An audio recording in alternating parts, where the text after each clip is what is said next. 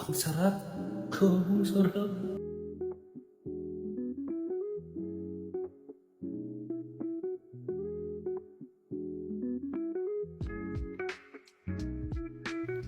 So yun nga guys, may blind buy na naman tayo.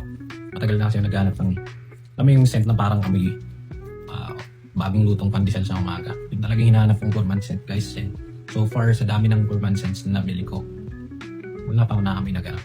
Now, makita ko online, sabi nila ganun daw yung amoy. This is Brioche Vanille by Latafa.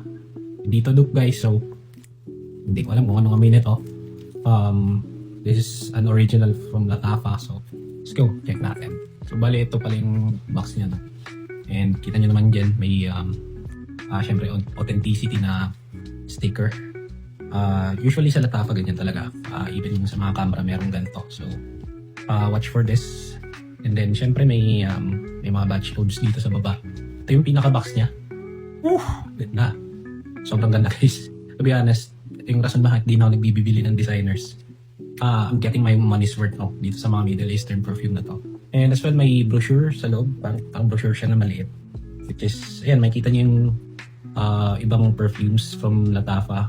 Kasabay yata siya ng vintage radio na fragrance from them. But in any case, syempre, sabi ko nga, sa Middle Eastern perfume, sagad talaga sa presentation. No? Kasi designers, walang-wala yung mga designers, guys. Ayan. So, yan yung bote niya. Ganyan ang pag-open. Wow, ganda. And syempre, ito yung nasa loob, which is the fragrance itself. So, tara, check natin kung ano nga mo. Since yun naman yung importante, syempre, kahit gaano kaganda itong presentation nito, kung mabantot, diba? Wala rin. Check na natin.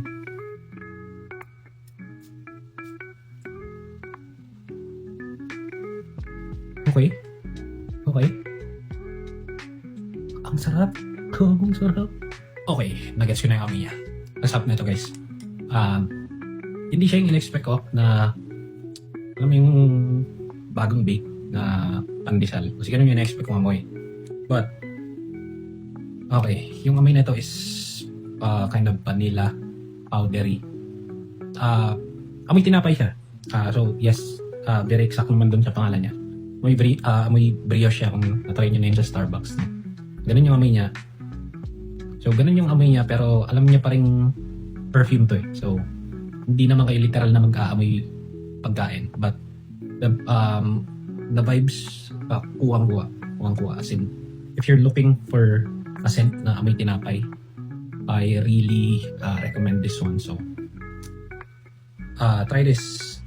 I guess, it's worth naman ng price kasi it's about almost 2K lang naman siya. And for this type of quality and syempre yung presentation, very worth it. Try nyo itong Brioche Vanille guys. Bango.